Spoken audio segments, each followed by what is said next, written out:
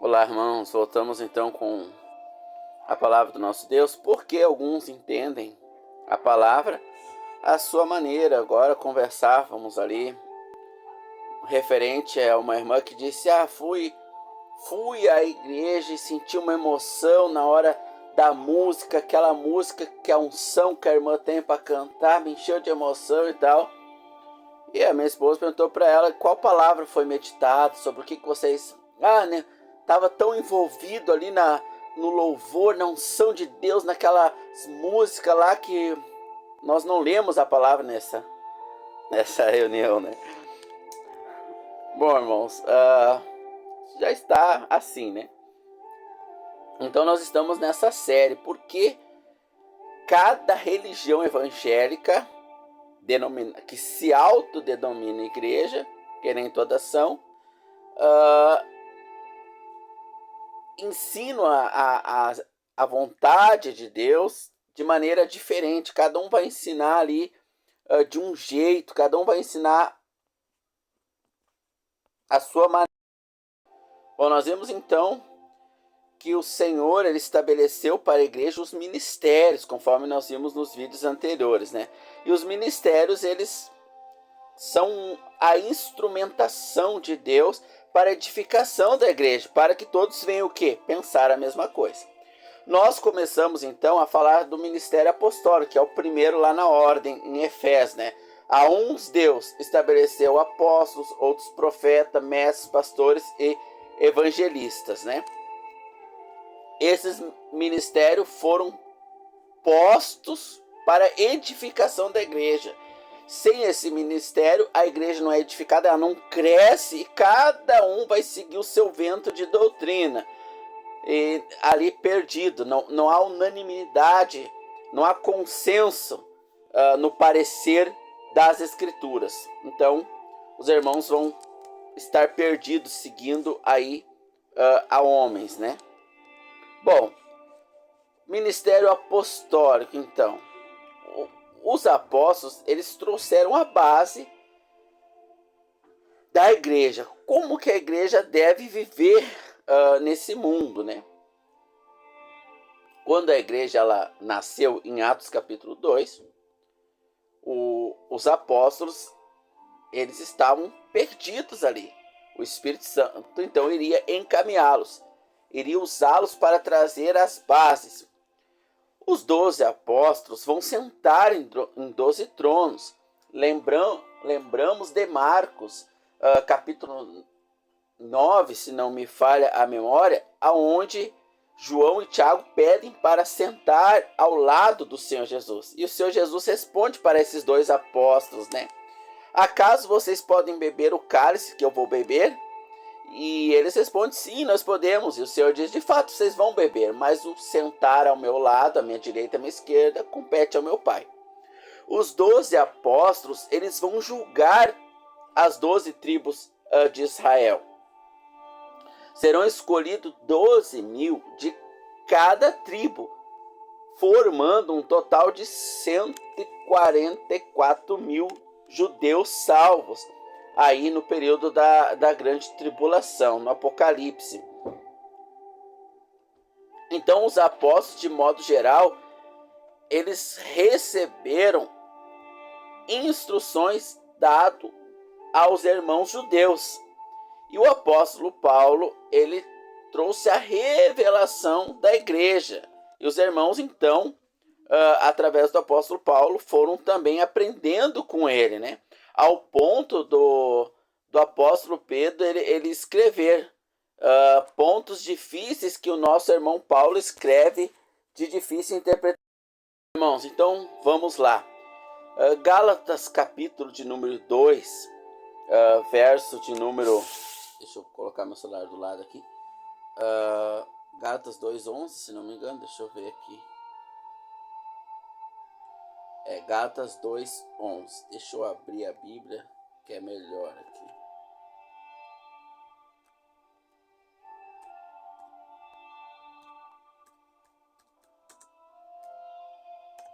Bom, vamos ver o que aconteceu com o apóstolo Pedro, então.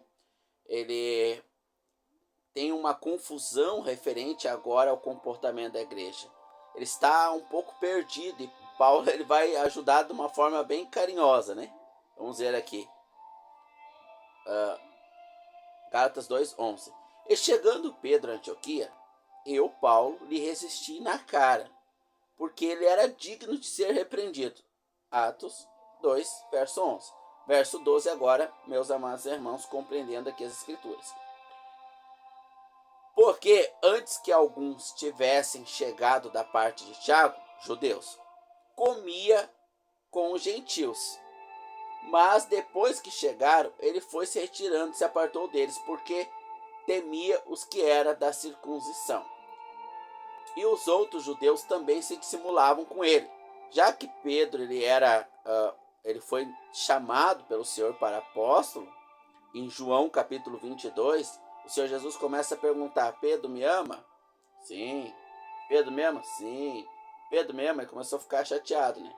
Então o Senhor Jesus vai discorrer como Pedro vai morrer pelo evangelho, né? Então Pedro ele foi escolhido para ser um mártir ali pelo evangelho, um dos apóstolos que tinha o ministério da palavra para ensinar principalmente os irmãos judeus. Mas o irmão Pedro, o apóstolo Pedro, ele não recebeu a revelação completa da igreja. Então aqui ele está meio perdido ainda, né? Ele quer evitar conflitos até que tudo fique claro. Isso não acontece com você hoje? Te pergunto, irmão. Você leu a Bíblia, entendeu uma coisa e tem certeza. Daqui a pouco vem um outro irmão e mostra que é diferente daquilo ali que você entendeu.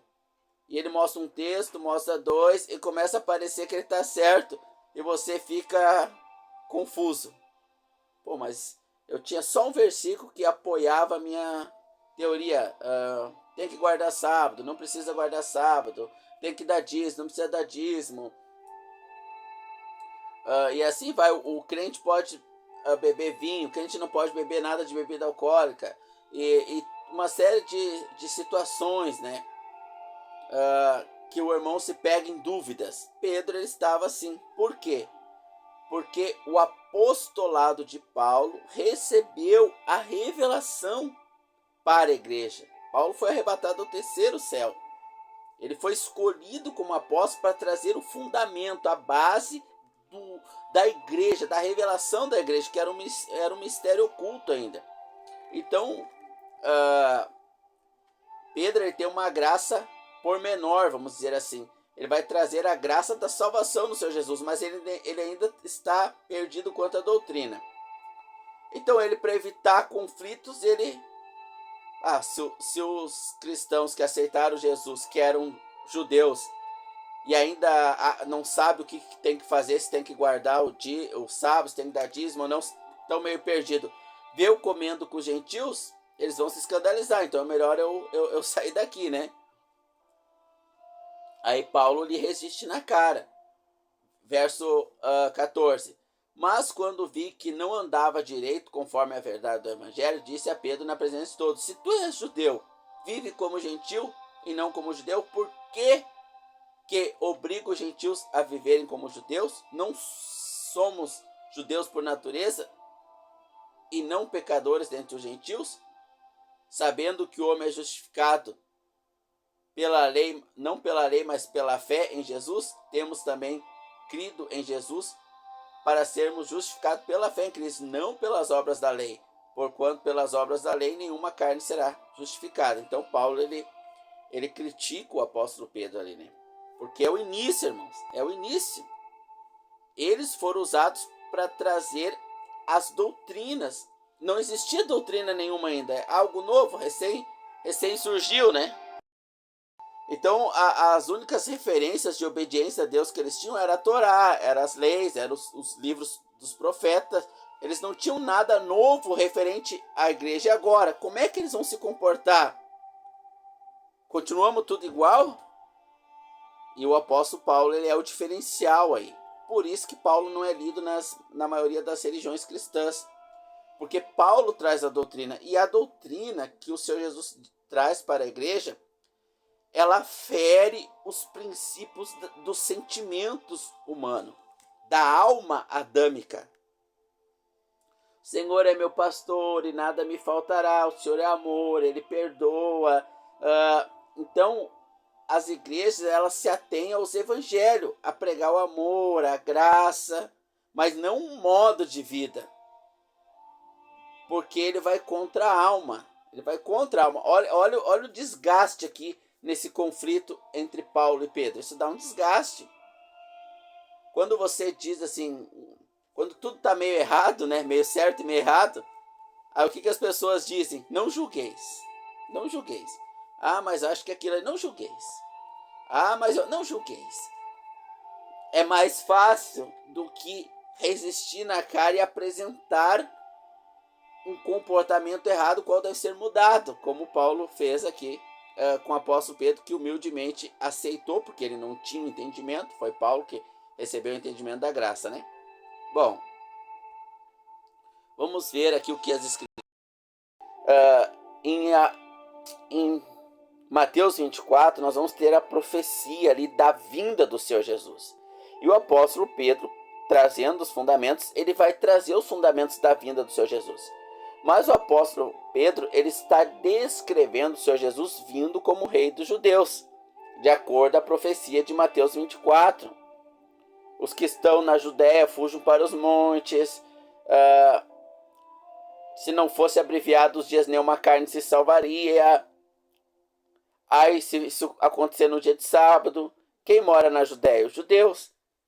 Quem guarda o sábado? Os judeus. Então Pedro está descrevendo o reinado milenar que ocorrerá para os judeus. Pedro, ele traz um caráter da graça e também do cumprimento das promessas aos judeus. Paulo já traz a graça de forma mais ampla para os gentios, que somos nós. Sendo a igreja, então, um mistério revelado a Paulo antes da fundação do mundo, o qual as pessoas, os profetas não tinham conhecimento. Vamos ver o que diz Efésios 1:4. Antes da fundação do mundo, Deus nos escolheu nele para sermos santos e irrepreensíveis diante dele.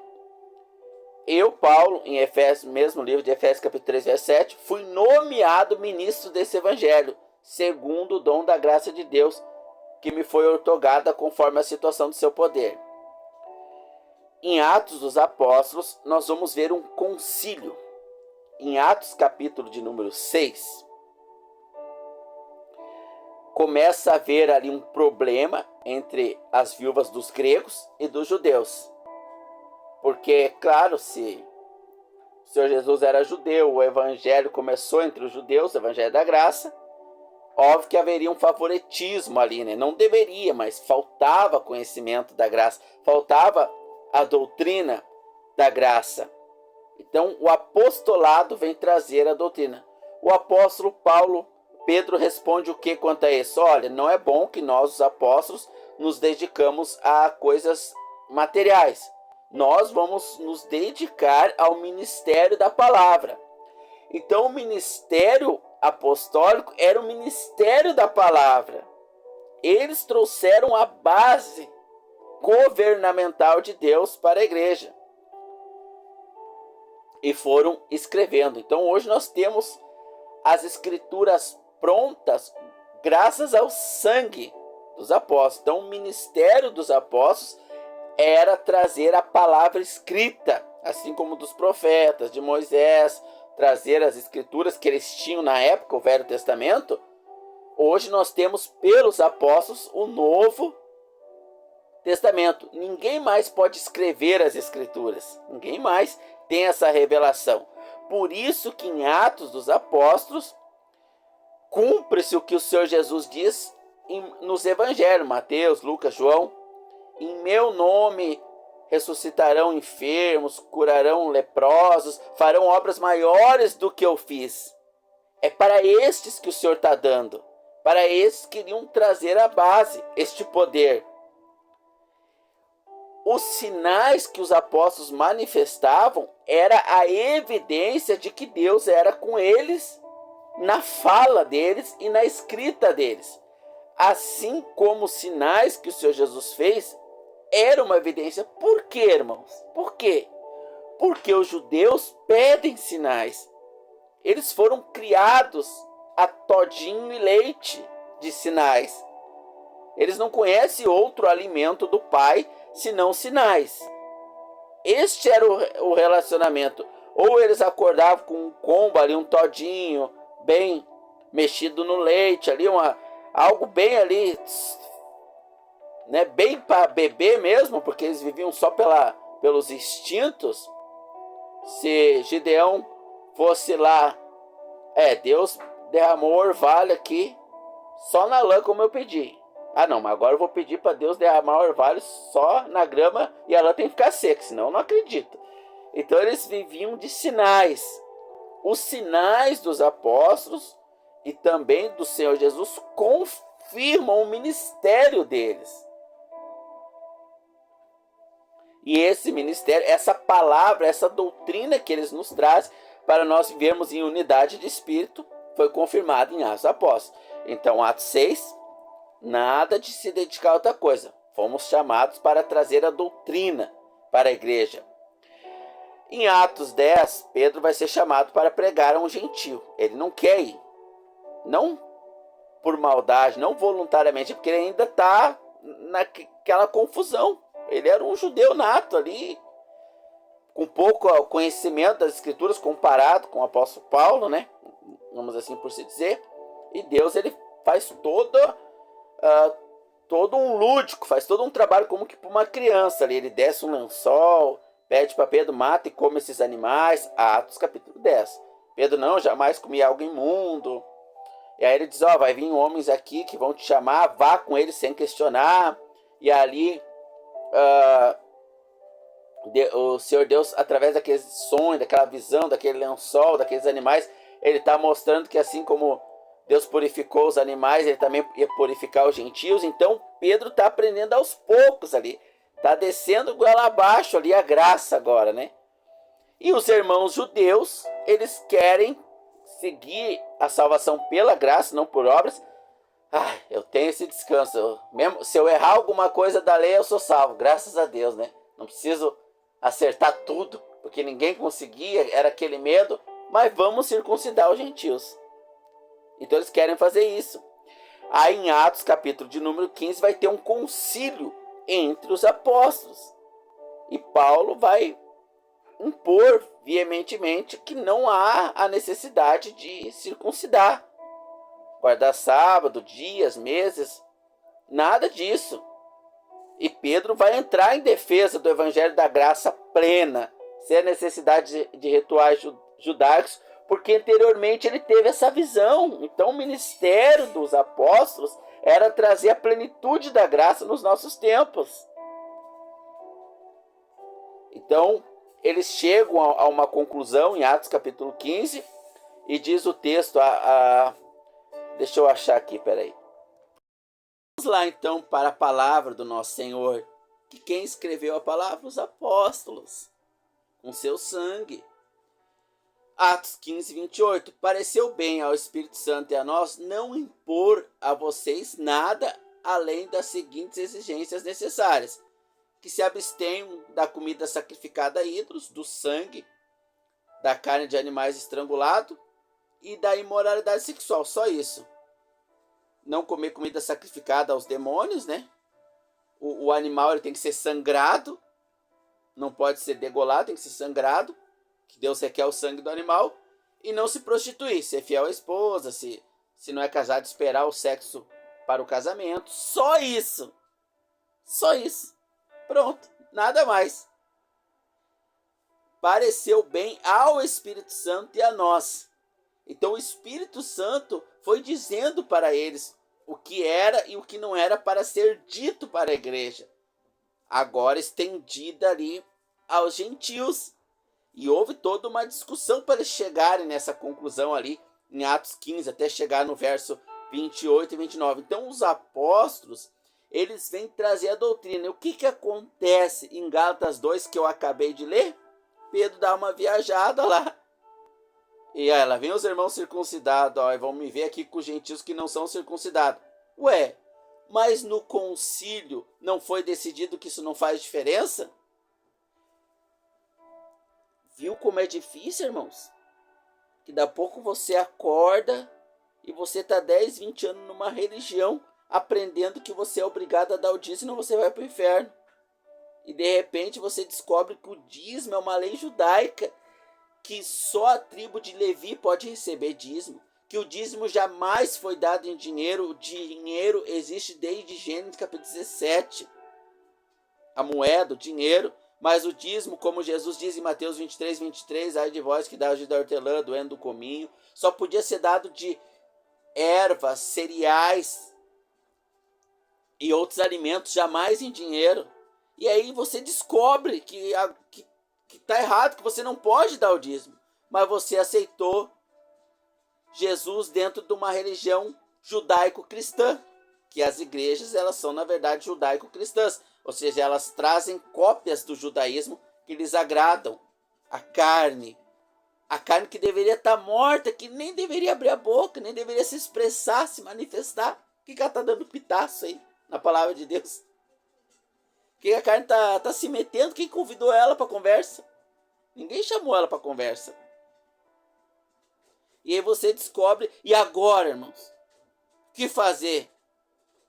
Vou lá dizer pro meu pastor, não posso dar dízimo, é pecado? Como? Não é fácil, irmãos, não é fácil. Pedro a vida inteira lá num ritual judaico, lá tentando as estrebeiras acertar e só errava, porque pela lei ninguém acertava. Agora ele descansa na graça, sabendo que se errar ele tem um advogado fiel que intercede por ele junto ao Pai. Oh, glória! Só que ele se vê nesse conflito. Vem os judeus, eu tô aqui com os gentios e vai dar ruim. Eu vou sair daqui. E Paulo lhe resiste na cara. Nós não tínhamos um concílio lá? Não pareceu bem ao Espírito Santo e a nós? Por que tu tá tendo duplo ânimo aí nessa questão? E Pedro ele aceitou. Em 1 Pedro capítulo 3, Pedro vai dizer, Paulo ele traz ensinamentos e revelações do Senhor Jesus, são revelações de Deus, que não vêm dele, assim como as demais escrituras, de difícil interpretação. Então veja, irmão, se naquela situação ali, onde eles são os escolhidos, os arautos do rei para lançar o fundamento, Pedro, ali ele dá uma perdida ali, imagina nós hoje, né? Imagina. Então veja a importância de nós não camuflarmos, ocultarmos a doutrina apostólica, para que todos venhamos a pensar o mesmo pensamento, conforme o que é bom do Espírito Santo, revelado pelos apóstolos. Você entende? Então os ministérios, eles servem para a edificação dos santos, da igreja. Bom, irmãos, então nós já vimos em Efésios 3:7 que Paulo, vou ler o texto. Fui nomeado ministro do Evangelho segundo o dom da graça de Deus que me foi outorgada conforme a atuação do seu poder. Para que Paulo nomeado ministro do Evangelho? Para trazer a revelação, uma revelação antes da fundação do mundo, que Deus nos escolheu para sermos irrepreensíveis. A história dos judeus, de Pedro, da religião que ele seguia, que ele teve dificuldade de se desvencilhar, começa desde a fundação do mundo. Quando Deus escolhe Adão e Eva, Deus escolhe Adão e Eva e dali ele projeta um povo que vai gerar um povo que ele já escolheu antes da fundação do mundo. Então a fundação do mundo existiu para gerar um povo escolhido antes da fundação do mundo. Aí nós vamos ter o porquê da confusão de Apocalipse 12, achando que aquela mulher é a igreja, que não faz sentido nenhum. Ela não é a igreja, mas para isso nós temos que nos ater à doutrina para a igreja do apóstolo Paulo, né? Que não é bem agora aqui tema para este vídeo, né? Bom, então Paulo ele foi escolhido como ministro desse evangelho, né? Bom, 1 Coríntios 3,10 diz: segundo a graça de Deus que me foi dada, eu como prudente construtor, lancei o alicerce. Então o apóstolo Paulo ele vai lançar o alicerce da igreja. É nisso que a igreja tem que fundar a sua vida. A mulher, como a mulher deve fundar a sua vida? Paulo lançou o alicerce. O marido, como o marido deve fundar a sua vida? Paulo lançou o alicerce. Como a igreja deve estar reunida diante do Senhor Jesus? Paulo lançou o alicerce. Como o irmão deve comprar e vender? Paulo lançou o alicerce. Como deve tratar um irmão que se prostitui dentro da igreja? Paulo lançou o alicerce. Como um irmão deve fazer sociedade com outro irmão? E se o outro irmão não pagar ele? Paulo lançou o alicerce. Tudo isso Paulo diz. O que a gente deve fazer? Um incrédulo me convida para abrir uma empresa com ele. Paulo lançou o alicerce. Tudo que tu precisa saber para tua vida nesse mundo ruim, sujo, passageiro, como igreja de Deus, qualquer comportamento que tu queira ter, Paulo lançou o alicerce. Dele mesmo? Não, como nós lemos lá em Atos, pareceu bem ao Espírito Santo em nós, conforme o Espírito Santo lhe revelou. Então, como é que é a ordem de culto? Como é que a igreja deve cultuar, se reunir? Como é que marido trata a esposa, esposa trata marido, filhos, pais, compra, como é que a gente vende, como é que a gente negocia, corta cabelo, né? Tudo isso, Paulo lançou o alicerce. Então, claro que eu não vou agora aqui ler cada texto, né, onde vai explicar cada comportamento pormenor aqui que a gente vai ter, né? Mas a doutrina para a igreja está nas cartas de Paulo para os judeus. Não, irmãos. Nas cartas de Paulo para a igreja. Eu sou judeu? Não. Eu vou seguir o livro de Moisés agora, os Pentateuco. Não, mas eu não sou judeu. Eu sou igreja. Então o que Paulo está dizendo aqui em 1 Coríntios 3,10? Segundo a graça de Deus que me foi dada. Que graça? Da revelação da igreja. Eu, como prudente construtor, lancei o alicerce. Outro está edificando sobre ele. Entretanto, reflita cada um como constrói. Então reflita, irmãos. Como você constrói seu casamento sobre o alicerce que Paulo lançou? Como você constrói os seus negócios sobre o alicerce que Paulo lançou? Como a mulher se comporta na igreja, na reunião dos santos, como Paulo lançou o alicerce? O alicerce da ceia que Paulo lançou, como você parte o pão na casa de Deus? Cada um vê como constrói sua vida sobre esse alicerce aí. Muitos nem pisam no alicerce. Quanto mais construir sobre ele. Constrói sobre outros alicerces, de outros apóstolos. Gálatas capítulo 2. Se alguém vos traz um outro evangelho que não foi o evangelho que eu trouxe, seja anátema, maldito. Então o apóstolo Paulo ele trouxe a doutrina, o conjunto de normativas de como nós, os santos de Deus, devemos nos comportar nesse mundo depois de recebermos a salvação, depois de sermos salvos pelos evangelhos. Os evangelhos nos trazem o amor do Senhor Jesus pela nossa vida, o perdão dos nossos pecados, se tão somente nós nele crermos. Tá, mas e agora? Vou andar meio judaizante? Quem sabe eu vou circuncidar e vou abrir uma igreja, a igreja da circuncisão.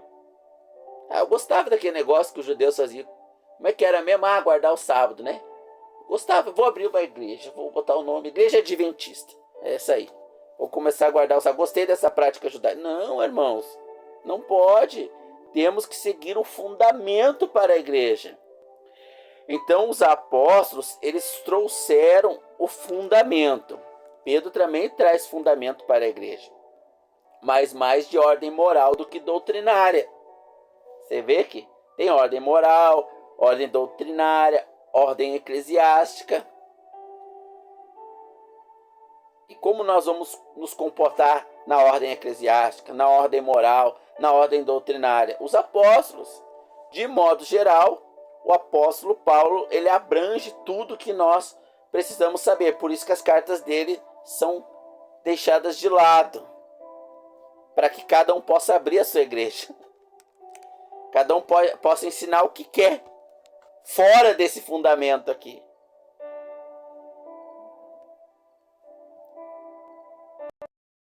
Bom, irmãos, como os apóstolos, este ministério apostólico serviu para trazer a doutrina da igreja, a base da igreja, hoje esse dom não existe mais, porque a base já foi posta. Hoje há construtores sobre essa base, mas o alicerce, a base, o arcabouço não pode mais ser posto. Bom, então nós não temos mais o dom apostólico operante hoje. Sim, o Espírito opera esse dom através da palavra, mas não através de novos apóstolos.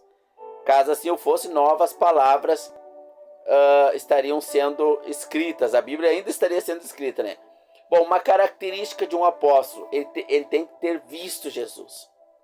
Anota aí no seu celular, no seu note, anota aí e confira depois para eu não alongar o vídeo aqui, anota aí num papel, né?